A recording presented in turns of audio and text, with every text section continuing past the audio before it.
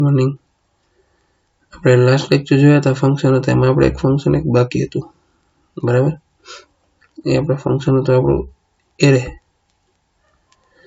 Array ના બધા function હતા બરાબર કે એના આ રહી ગયો એરે પ્રોપર્ટી એન્ડ મેથડ એની બધી મેથડ હતી કઈ વસ્તુથી શું થાય આપણે જોઈશું આગળ તો હવે એરે ના ફંક્શન આવે છે એરે ફંક્શન ની અંદર આપણે આ જોઈ કીધું આપણે સિલેબસ પ્રમાણે જોવા જઈએ તો આપણે આ ત્રણ ફંક્શન જોઈએ સ્ટ્રિંગ મેથ્સ અને ડેટ આપણે એરે ટોપિક પૂરો થશે પછી આપણે ડોમ અને હિસ્ટ્રી ઓબ્જેક્ટ લેશું બરાબર અને એ પૂરું થશે એટલે આપણે ફોર્મ વેલિડેશન ઈમેલ વેલિડેશન અને લાસ્ટમાં ઇવેન્ટ રાખી છે જે કઈ ઇવેન્ટ છે બરાબર એ લાસ્ટમાં આપણે રાખશું તો અત્યારે પહેલા આપણે જે જોવા જઈએ છીએ એ જે બિલ્ટ ઇન ફંક્શન છે એ કયું તો કે એરે તો ચલો એરેના ફંક્શનથી સ્ટાર્ટ કરશું આપણે આ યાદ રાખજો એક વસ્તુ પહેલા એરે ફંક્શન કરાવીશ પછી ડોમ અને હિસ્ટ્રી ઓબ્જેક્ટ અને પછી ફોર્મ વેલિડેશન ઈમેલ વેલિડેશન અને પછી તમને લાસ્ટમાં બધી ઇવેન્ટ કરાવીશ અને એક્સ્ટ્રા પ્રોગ્રામ હશે બીજા ભેગા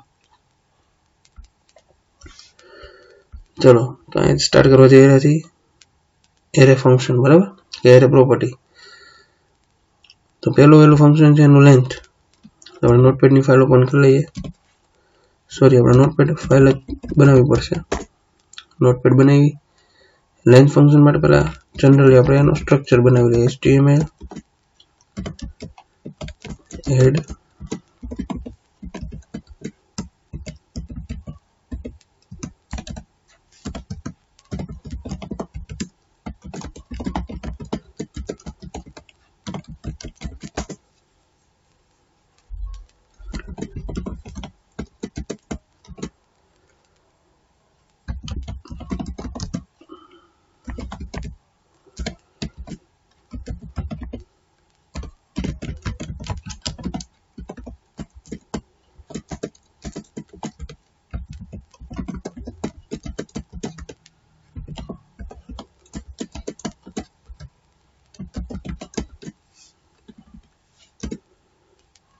चलो आ फाइल ने पहला सेव कर दिए डेस्कटॉप पर जाइए मैं फोल्डर बनावी नाखीश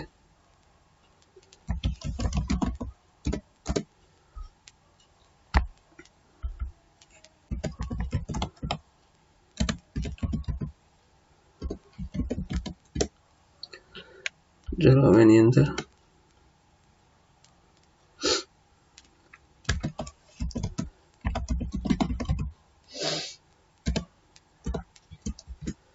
મેં પહેરી લીધો ફ્રૂટ્સ નામનો એમાં પહેલો વર્ડ છે બનાના પછી કોમાથી સેપરેટ થશે બીજું નામ આપણું ઓરેન્જ બરાબર પછી આવશે મેંગો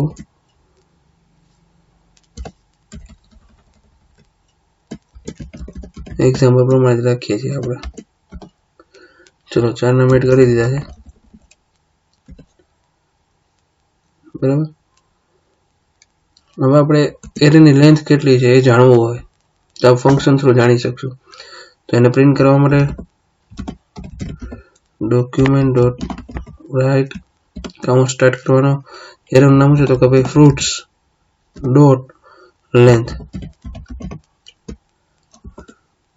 બરાબર આ કરી દો પ્રોગ્રામને સેવ અને લેન્થ કેવડી છે એ જાણવું હોય આપણે એના માટેનો છે પ્રોગ્રામ મિનિમાઇઝ કરી દઈએ આપણે ફાઇલ સેવ કરી હતી ડેસ્કટોપ પર મારું નામ બનાવ્યું હતું ફોલ્ડરનું એરે example.html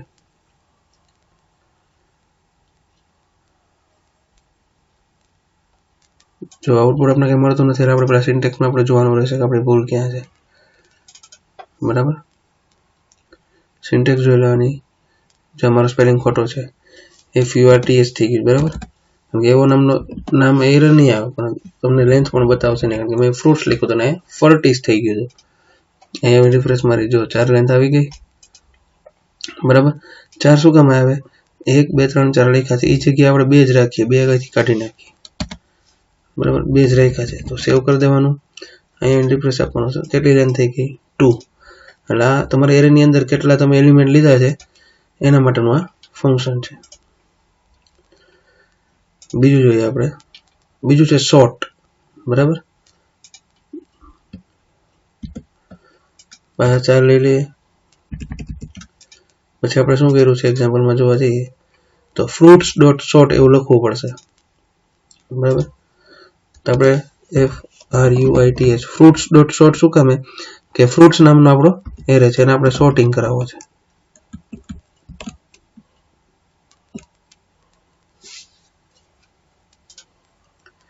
એને આપણે સોર્ટિંગ કરાવવો છે, બરાબર. તો સોર્ટ એ ફંક્શન છે એટલે આપણે આવી રીતે કૌંસ સ્ટાર્ટ બંધ કરવું પડશે અને સેમિકોલન કરવું પડશે. અને એને પ્રિન્ટ કરવા માટે લેન્થ નથી પ્રિન્ટ કરાવી એટલે આપણે એને આપણે વેરિયેબલને ખાલી એરેના વેરિયેબલ ફ્રૂટ્સને પ્રિન્ટ કરાવવો છે. તો ફ્રૂટ્સ ડોટ સોર્ટ કર્યું અને ફ્રૂટ્સને પ્રિન્ટ કરાવ્યું. જો પહેલા બનાના, ઓરેન્જ, એપલ ને મેંગો છે, બરાબર. અહીં સેવ કરીએ તો જો તમે જો એબીસીડી પ્રમાણે એપલ પહેલા આવી ગયું, બી બનાના, એમ મેંગો ને ઓરેન્જ, એટલે એબીસીડી પ્રમાણે એને સોર્ટિંગ કર્યું. આ ફંક્શનનું કામ એ કરે છે કે તમારા એરેની અંદર તમે જેટલા એલિમેન્ટ લીધા હોય, બરાબર, એને સોર્ટિંગ કરે છે. આઉટપુટ નીચે આપેલા જ છે, છતાં તમને આઉટપુટ બતાવી દઉં છું. બીજું છે આપણું રિવર્સ, બરાબર. તો રિવર્સ શું કામ કરશે ચલો એને જોઈએ. હવે આપણે જો રિવર્સ સપોઝ આપણે પ્રિન્ટ કર્યું છે, બરાબર. તો રિવર્સ સેમ ઓપોઝિટ છે, શેનું તો કે સોર્ટિંગનું. હવે આપણે એને રિવર્સ ખાલી આપણે એક વર્ડ જ ચેન્જ કરવાનો હોય, સોર્ટ ની બદલે આપણે શું લખશું રિવર્સ, REVERS રિવર્સ, બરાબર. જો રિવર્સમાં શું થાય તો ઊંધેથી પ્રિન્ટ થયું એબીસીડી પ્રમાણે લાસ્ટમાંથી થયું, પણ એવું નથી. ખાલી તમે જોવા જશો, બરાબર, તો પેલા બનાના, ઓરેન્જ, એપલ, મેંગો હતું, બરાબર. પછી આપણે આનું સોર્ટિંગ કરવું પડશે. જો વચ્ચે તમે સોર્ટ કરો તો રિવર્સમાં પ્રિન્ટ થશે, અધરવાઇઝ શું થશે જે પહેલા હશે એ છેલ્લા આવી જશે. એટલે રિવર્સ પહેલા આપણે શું કરવું પડશે RUITH fruits ડોટ સોર્ટ પેલા સોર્ટિંગ કરશે, બરાબર. સોર્ટિંગ જો એ એપલ આવશે, પછી બનાના આવશે, પછી મેંગો આવશે, ઓરેન્જ આવશે, એ સોર્ટનું કામ થઈ ગયું. પણ એ પ્રમાણે 4 પ્રિન્ટ થયું તો છેલ્લું કયું એવું હોય તો કે છેલ્લું એવું ઓરેન્જ, તો ઊંધેથી પ્રિન્ટ થશે આખા. જો થઈ ગયું ઓરેન્જ, મેંગો, બનાના, એપલ.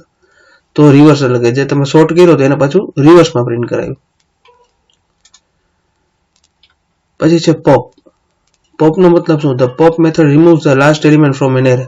આમાં લાસ્ટ એલિમેન્ટ કયો કે પહેલો એલિમેન્ટ બનાના કહેવાય, બીજો એલિમેન્ટ ઓરેન્જ કહેવાય, ત્રીજો એપલ કહેવાય ને ચોથો મેંગો કહેવાય. હવે આપણે અહીંથી પોપ કરીએ છીએ તો છેલ્લેથી એક રિમૂવ કરી નાખશે. તો એના માટે શું કરવું પડશે? તો આપણે પહેલા અહીંયા ક્લિક કરશું કે ભાઈ ફ્રૂટ્સ ડોટ પોપ, બરાબર. તો અહીંથી મેંગો પછી એને આપણે પ્રિન્ટ કરાવી દઈએ. પોપ કર્યું એટલે આઉટપુટ જો 4 હતા એમાં કેટલા થઈ જશે? Banana, orange, Apple. રેગ્યુલરમાં 4 હતા, બરાબર. જો અહીં 4 હતા આપણી સામે, બનાના, ઓરેન્જ, એપલ હતા. અને પોપ કરો શું થશે કે જે લાસ્ટ એલિમેન્ટ હશે એ એક ડિલીટ થઈ જશે, બરાબર. પોપ એટલે એક પ્રકારનું ડિલીશન એરેના એલિમેન્ટનો. પુશ એટલે શું કે આપણે અંદર કેટલી વેલ્યુ છે અત્યારે 4 ઓલરેડી છે, બરાબર. હું એ પુશ કરીશ, હું એ લખીશ ગુઆવા, હું એડ કરાવું છું, બરાબર. મેં એડ કરાવ્યું, એડ છેલ્લે જ થશે. જો રિફ્રેશ આપું છું, જો થઈ ગયું એડ છેલ્લે. પોપ એટલે ડિલીટ થશે અને પુશ એટલે એક વસ્તુ એડ થશે.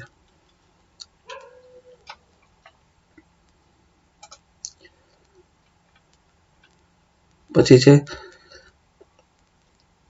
shift.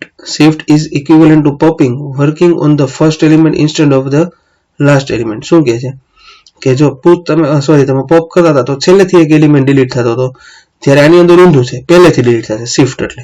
તો ચલો શિફ્ટ એટલે ટ્રાય કરીએ આપણે. પાછા તમારી સામે 4 એલિમેન્ટ છે, હું લખું છું શિફ્ટ, SHIFT, શિફ્ટ લખ્યું, બરાબર. શિફ્ટ લખીને હું એન્ટર મારીશ, રિફ્રેશ આપીશ અહીંયા સેવ કરીને, તો જો શું થઈ ગયું, આગળનું બનાના હતા એવી ક્લિયર થઈ ગયું, એક એલિમેન્ટ ડિલીટ કરી નાખ્યો. હવે અનશિફ્ટ એટલે શું થશે જો એના માટે shifting the equivalent two popping, working on the first element instead of the last element. એટલે એની અંદર શું થશે કે જે પહેલો એલિમેન્ટ જે રિમૂવ થતો હતો એની બદલે શું થશે, ફર્સ્ટમાં એડ થશે, બરાબર.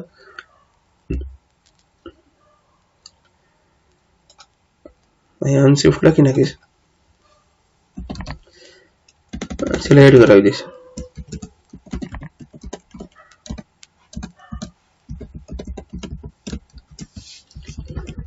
બરાબર, જો થઈ ગયું પાઇનેપલ આગળ આમાં ક્યાં થતું હતું પોપમાં આગળ થતું હતું અને એની બદલે આમાં ક્યાં થયું પાછળ એડ કરવા માટે જોઈન તો જોઈન વસ્તુ છે એ તમારા માટે નવી છે જોઈન એટલે એક પ્રકારનું elements array into the string and return a string શું કહે છે કે તમારે બે સ્ટ્રિંગને જ્યારે જોઈન કરવી હોય સપોઝ તમારે કોઈ એરે છે બરાબર હવે આ તમે લીધો છે એ પેલા નોર્મલ કરી દો તમને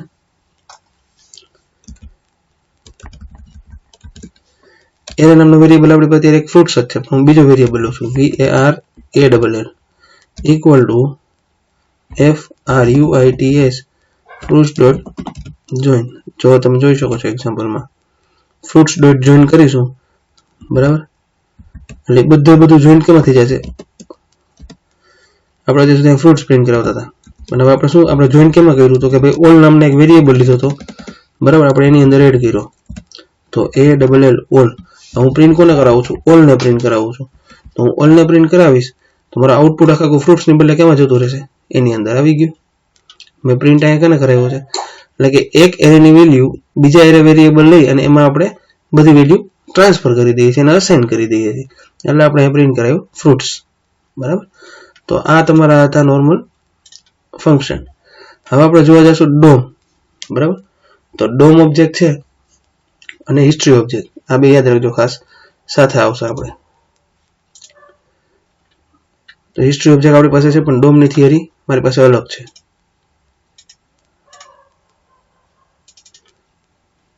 તમને આપીશ બધી document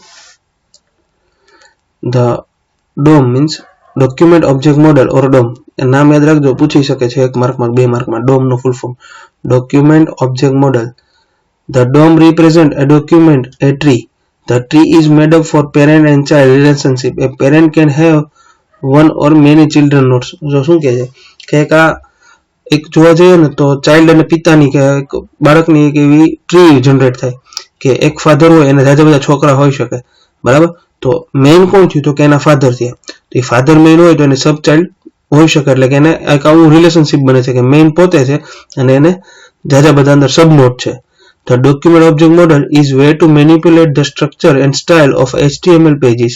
It represents the internals of the page as browser sees it and allows the developer to alter with the JavaScript. શું કહે છે કે આ જાવાસ્ક્રિપ્ટમાં જ્યારે આ બધા પ્રોગ્રામ રન થાય ત્યારે ડેવલપર છે એ પોતાની રીતે પેજને આગળ પાછળ મૂવમેન્ટ કરાવી શકે છે અને પોતાનું સ્ટ્રક્ચર ક્રિએટ કરી શકે છે ઓર બીજી રીતે કહી શકીએ એને કે the object are organized in hierarchy the hierarchical structure apply to the organization of the object in a web document શું કહે છે કે એને એક હાયરાર્ચી બને બરાબર આપણે તમે જોવા જાય આપણે સાંભળ્યું છે આપણે વારસામાં કોઈ પણ મિલકત આપીએ તો એ શું હોય કે ભાઈ એક ફાધર હોય એની મિલકત એને જાજા ભાગે પ્રોપર્ટી વહેંચી હોય એના મમ્મીના નામે હોય છોકરાઓના નામે હોય તો આવી બધી જે એક હાયરાર્ચી બને છે એટલે કે એક લિસ્ટ બને છે એનું આપણે એક્ઝામ્પલ જોઈએ પણ એના મેઇન ઓબ્જેક્ટ છે એ 3 છે એક વિન્ડોઝ ઓબ્જેક્ટ ડોક્યુમેન્ટ ઓબ્જેક્ટ અને ફોર્મ ઓબ્જેક્ટ તેમાં આપણે જોઈએ પહેલા વિન્ડોઝ ઓબ્જેક્ટ કે top of the hierarchy is the outmost element of the object hierarchy windows છે એ સૌથી પહેલા આવશે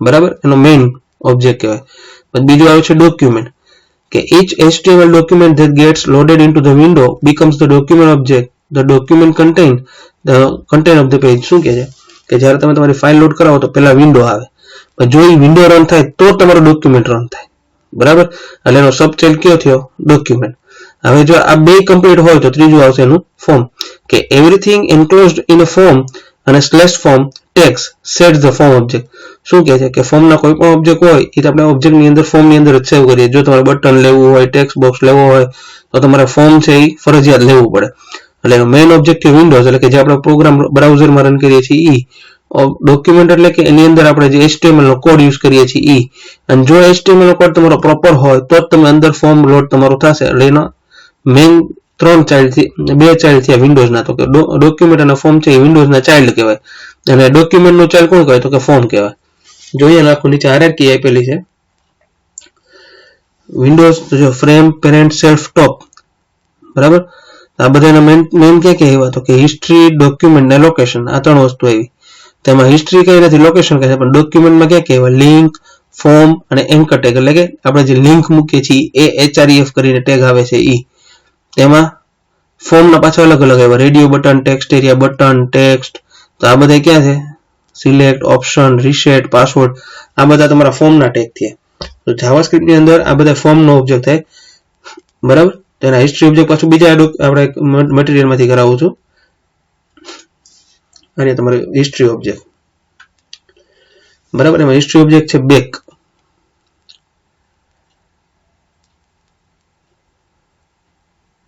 ફંક્શન જોશું એનું, બરાબર. હવે આપણે અહીંથી બેક છે, ફોરવર્ડ છે અને ગો છે, ત્રણ એના છે, બરાબર. નેવિગેટર ઓબ્જેક્ટ એના જોશું. એટલે આપણી સામે એની અંદર ઇવેન્ટ છે, છેલ્લો ટોપિક છે, પણ એની પહેલા આ બે વસ્તુ છે. આપણે સિલેબસ પ્રમાણે જોવા જઈએ તો આ ડોમ અને હિસ્ટ્રી ઓબ્જેક્ટ, આપણે અત્યારે હિસ્ટ્રી ઓબ્જેક્ટ અને નેવિગેટર ઓબ્જેક્ટ જોઈએ છીએ, બરાબર. તો જો ચલો એની અંદર જઈએ. પહેલા કયું આવે છે આપણે જોઈએ, પછી લાસ્ટમાં જોશું. Load the previous URL in history list. શું બટન છે કે તમારે પ્રીવિયસ શું લોડ થયું છે એ તમારે રન કરવા માટે આનો ઉપયોગ થાય છે. તો જોઈએ ચલો પહેલા આનું.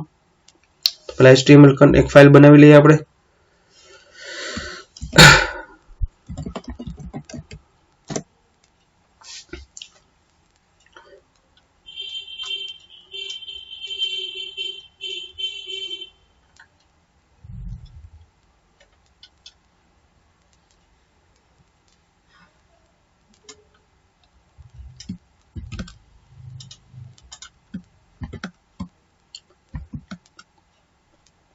સેવ કરી દો ફાઇલને.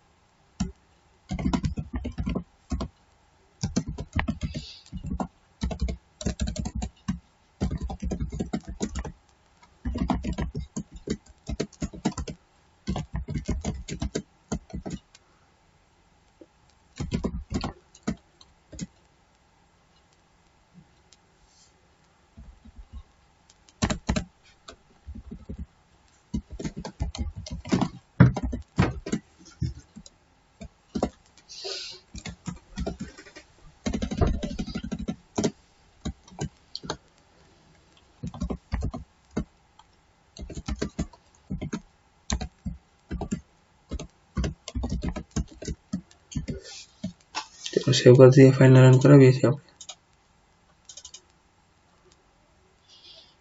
તમે રન કરશો તો તમને કઈ જોવા મળશે નહીં. તો એના માટે તમારે શું કરવું પડશે, તો તમારે ફરજિયાત એમાં કીધું છે કે તમારે બોડી ટેગની અંદર તમારે બટનનો ઉપયોગ કરવો પડશે. એટલે એના માટે તમારે ફોર્મ ટેગ લેવું પડશે. અધરવાઇઝ ફોર્મ ટેગ તમે ના લ્યો, તમે અહીંથી એનો એક્ઝામ્પલમાં કોડ આપેલો જ છે, બરાબર. બટન તમે એક લઈ શકો છો.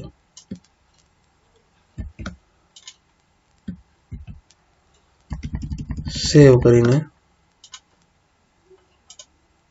આવ્યું, ગો બેક. પાછી આપણે બીજી ફાઇલ રન કરાવીએ ને.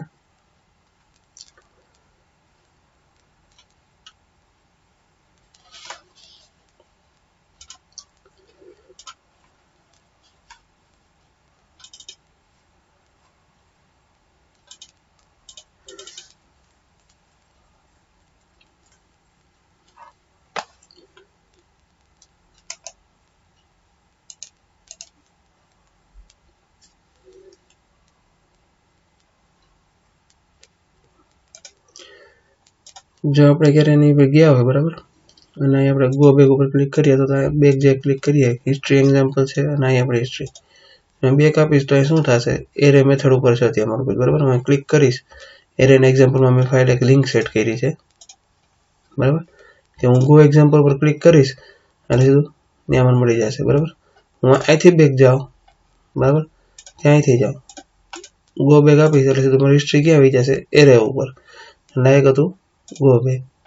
સેમ પાછું એના જેવું જોવા જાય, જો શું કહે છે કે અહીં હિસ્ટ્રી કંઈ ના હોય તો કંઈ તમે જોઈ શકો નહીં.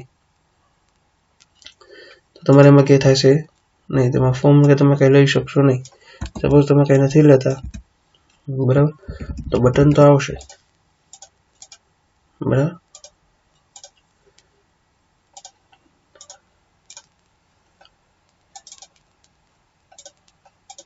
આવી ગયું. જો એરેમાં એરેની એક ફાઇલ લીધી આપણે આગલા એક્ઝામ્પલમાં. એમાં મેં શું લીધું તમે જોઈ શકો છો. એરેની એક ફાઇલ આપણે જૂની પાન પહેલા બનાવી હતી. એમાં મેં એક લિંક કરી કે ભાઈ એના ઉપર હું ગો એક્ઝામ્પલ પેજ ઉપર ક્લિક કરીશ તમારું ક્યાં વહી જાય, આપણે જે હિસ્ટ્રીનું એક્ઝામ્પલ આપણે બનાવ્યું ત્યાં વહી જશે. બરાબર. આ જે છે તો મેં પહેલાં એ ફાઇલ લોડ કરી, એની પર ક્લિક કર્યું અને મારું ક્યાં આવી ગયું, આપણે જે બટન લીધું એના ઉપર જો ગો બેક ક્લિક કરીશ એટલે મારી પહેલાનું પેજ કયું હતું તો કે ભાઈ હિસ્ટ્રી વાળું આવી ગયું પેજ મારું. બરાબર. એટલે આવી રીતે હિસ્ટ્રીમાં જો પણ હિસ્ટ્રીમાં હશે તો મુવમેન્ટ થશે, અધરવાઇઝ થશે નહીં. સેમ પછી એના જેવું બીજું છે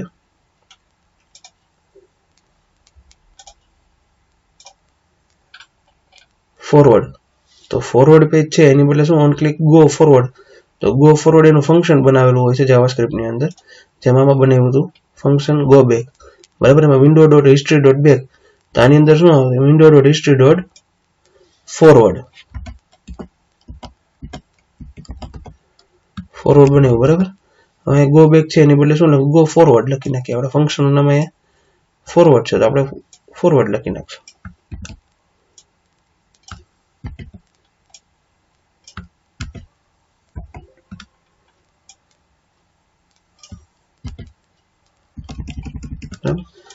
આપણે એકાદ બે વાર લોડ કરાવીએ પાછી ફાઇલને. પેલી ખોલી, સોરી આ નહીં, આ ખોલી ફાઇલ એરેની ગો એક્ઝામ્પલ આવી ગયું. Go forward. બરાબર. પાછું અહીંથી બેક લઈશ, પાછું આમ કરીશ, ગો ફોરવર્ડ પર ક્લિક કરીશ તો મારું ફાઇલ આગળ જશે નહીં, કારણ કે એનું ફોરવર્ડ છે એ આપણે આગળ કંઈ ફાઇલ મુવમેન્ટ થઈ નથી. આ ફાઇલમાંથી હું શું કરીશ, ઊંધું કરી નાખીશ. આ હિસ્ટ્રી ફાઇલ છે ને એમાં હું કોડ કોપી કરીશ આ એરે વાળાનો.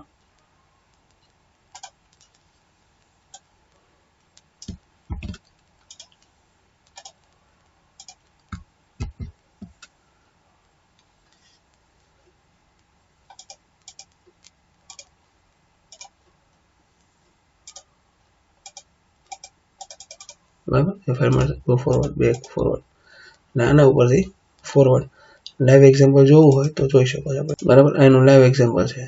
જો રન કરશું આપણે તો શું થશે, તમે ક્યાંય ફોરવર્ડ ગો ફોરવર્ડ પર ક્લિક કરશો તો મુવમેન્ટ થશે નહીં, કારણ કે હિસ્ટ્રીની અંદર ક્યાંય ગો ફોરવર્ડ થયું હોતું નથી. સેમ એના જેવું ગો છે, ગો બેક આપણે જોયું, ગો -2 પેજીસ. હવે હું આનો ઉપયોગ કરીશ. બરાબર. તો શું થશે, ફોરવર્ડ થશે, રન. બરાબર. હવે આનું કોડ હું કોપી કરીને મૂકી દઉં છું.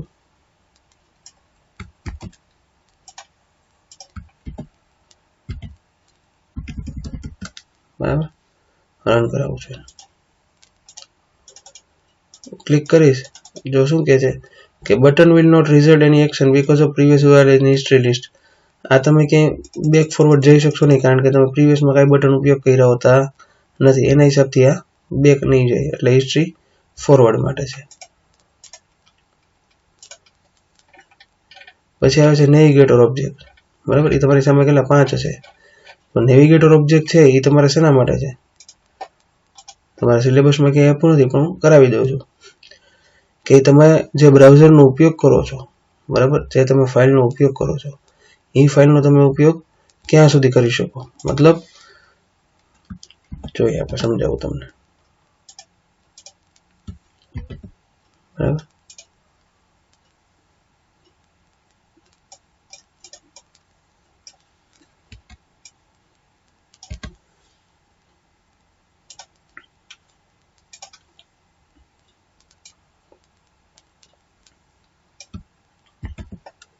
પહેલું છે એમાં app name.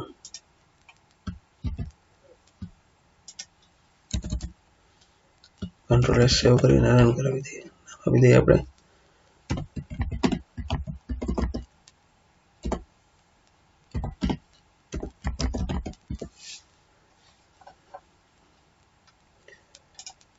Navigator object.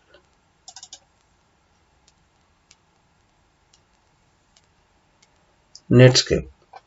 Navigator object આ નેટસ્કેપ વાળા છે કે જે બ્રાઉઝરના પોતાના રાઇટ્સ આપે છે અને બધા એક્ઝામ્પલને આપણે રન કરવા દે છે. એ નેવિગેટર ઓબ્જેક્ટ નેવિગેટર, એને નેવિગેટર કહેવાય. નેટસ્કેપ નેવિગેટર આપણું નામ છે, આ કંપની છે કે બધાને પોતે યુઝ કરવા આપે છે. બ્રાઉઝર નેમ કયું છે એટલે નેટસ્કેપ લખેલું આવે છે.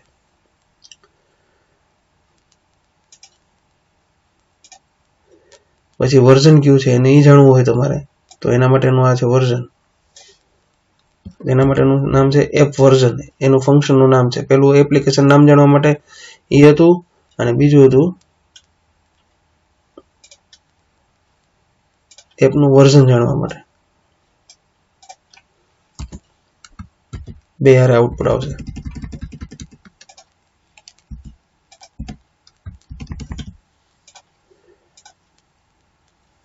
Version info 5.5 windows NT 10 windows 64 bit Apple WebKit KHTML like Gecko Chrome આવાનું વર્ઝન. એવું ક્રોમ ને સફારી બધાના સેમ વર્ઝન. ગૂગલ ક્રોમ નો આપણે ઉપયોગ કરીએ છીએ ને એ.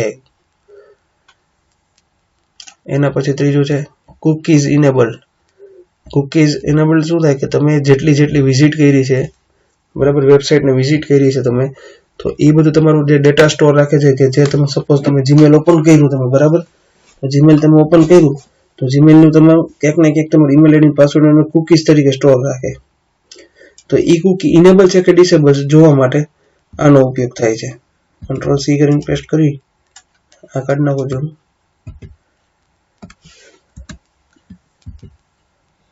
સેવ કરી દો છો, રિફ્રેશ આપો છો. જો સેવ કર્યું. સોરી આ વર્ઝન નથી આવ્યું છે. કુકી કાઢતા ભૂલી ગયા આપણે.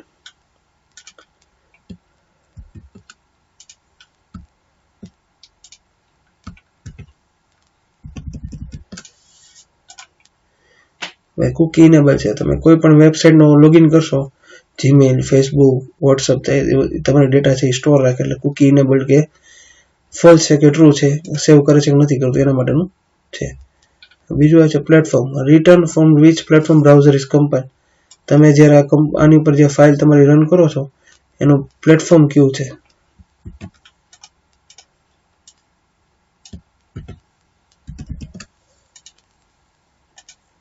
કયું છે? Win32 પ્લેટફોર્મ છે કે જે આપણી ફાઇલ રન કરે છે.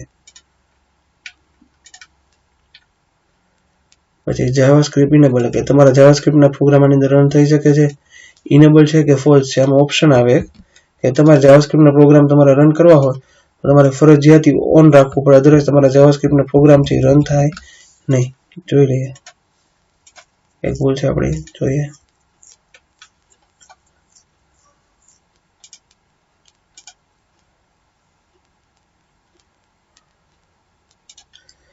જો આ લખ્યું છે બરાબર, રિફ્રેશ આપું છું. જ્યારે હું ક્લિક કરીશ ફ્રેન્ડ બ્રાઉઝર જાવાસ્ક્રિપ્ટ ઇનેબલ છે કે નહીં ચેક કરવા માટે તો ટ્રાય કરીશ તો શું કહે છે કે મારું જાવાસ્ક્રિપ્ટ છે એ ફોલ્સ છે. મેં ફોલ્સ રાખ્યું છે. જેથી શું થાય કે ઘડી ઘડી મારા યુઝર અને પાસવર્ડ કંઈ પણ આવે, કોઈ ઈમેલ આઈડી નાખવું કે મારા પાસવર્ડ નાખવું તો મને એ પૂછે નહીં. તો એના માટેનું હતું. આપણે આટલી વસ્તુ જોઈ, ચેક કર્યું બરાબર. એમાં આપણે અત્યારે હું શું કઈ વસ્તુ જોઈએ. હવે આપણે એક ટોપિકમાં જો સિલેબસ વાઇઝ જોવા જઈએ બરાબર, તો આપણે આટલી બધી વસ્તુ છે. એમાં આપણે એરે ફંક્શન જોયા, ડોમ ઓબ્જેક્ટ જોયા. હવે આપણે ફોર્મ વેલિડેશન અને ઈમેલ વેલિડેશન બરાબર, અને આટલી વસ્તુ આપણી બાકી રહેશે બરાબર. જે છે એ બધું આવતા લેક્ચરમાં.